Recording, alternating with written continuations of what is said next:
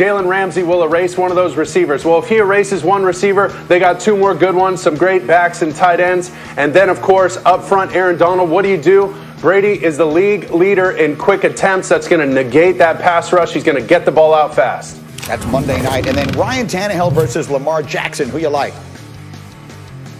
I'm going to take Ryan Tannehill. Listen, Lamar Jackson has taken already as many sacks as he had the entire season last year. That's not a good stat for him. He doesn't look like his MVP self. And Ryan Tannehill is looking for a bounce-back game after the Colts last week.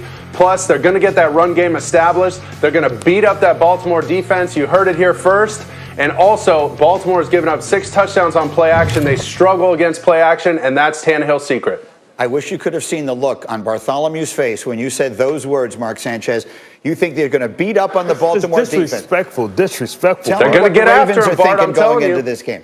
Well, the Ravens are trying to go get their soul back because Derrick Henry last year snatched their soul to the tune of 195 yards. And remember all the talk that was going into the game, how they were going to slow Derrick Henry down. And then all I have is that lasting image in my head of him smacking Earl Thomas on his back. And he's coming down, and Earl Thomas is toying with him like a little boy. And the Ravens went out and said, you know what? We can lose, but we will not lose this way. We are the bullies on the block. So they went out and got Calais Campbell. They went out and got Derek Wolfe. The problem is those guys aren't available for today. Look at that. That's disrespect. Which way did he go? Which way did he go? Let me at him. Let me at him. So, like, they're going to have a plan for Derrick Henry. They better, because they understand that they're going to have to cancel gaps and have this big man going east to west, because if he goes north and south, you're going to have some guys making some business decisions. I like it. Now, RC, they're going to have a plan for Derrick Henry. I get it. But as Mike Tyson famously said, everyone has a plan until they get punched in the face. What do you think?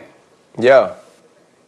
Well, I think what you got to do is come out and be different in your mindset. Understand that you are the bullies. Understand who you were last year and get back to that. When you look at this team, they came in with a plan to win a Super Bowl. This wasn't about winning regular season games. And now we're talking about them having pivotal games in the middle of the regular season to even get into the playoffs. This is about Lamar Jackson. This is about physicality on offense, going downhill at the Tennessee Titans. You want to find a way to keep Derrick Henry from getting 2 bills on you?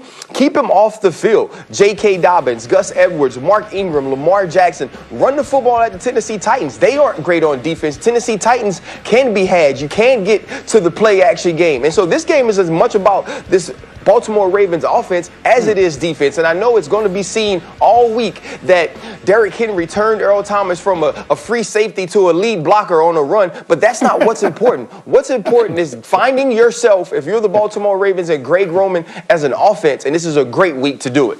Mark, you touched on the struggles of Lamar Jackson. This was really where it began. It was this game last year that everything started going at least a little bit sideways for him. What does he need to do? What does Lamar Jackson need to do this weekend and going forward to regain some of that?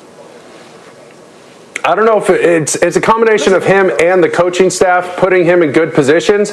But listen, he's got to get the ball out quick, start him off with early completions, get his confidence back a little bit. And then a similar conversation that Pete Carroll had with Russell Wilson.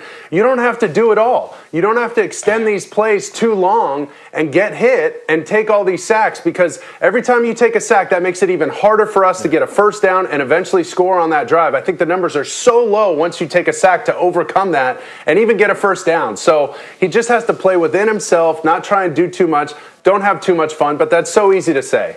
We put it on the players and coaches, but I was at that game last year in the playoffs, and they lost that game by the Geek Squad because they continued to go after 4th down. They win. They were too aggressive going for it on 4th down in the first half. Take the dude with the Geek Squad and his iPad and his computer and kick him out the building for this week. This is about being in a phone booth going blow for blow. And one more thing. I got 30 seconds. I have Patrick Queen. That's the guy you called out earlier. What does he need to do? Patrick Queen's going to have to stand on those train tracks. Listen, ain't nobody coming to rescue you. Calais Campbell ain't there. This is like when you got to fight the bully for the first time by yourself and your big brother ain't behind you telling you to throw the left and throw the right. He got to come down and chop that wood. And to do that, you're going to lose some. You're going to take some L's. But you got to let this dude know it's going to be all damn day. And if you got to grab them dreadlocks and pull one out, you grab one of those too.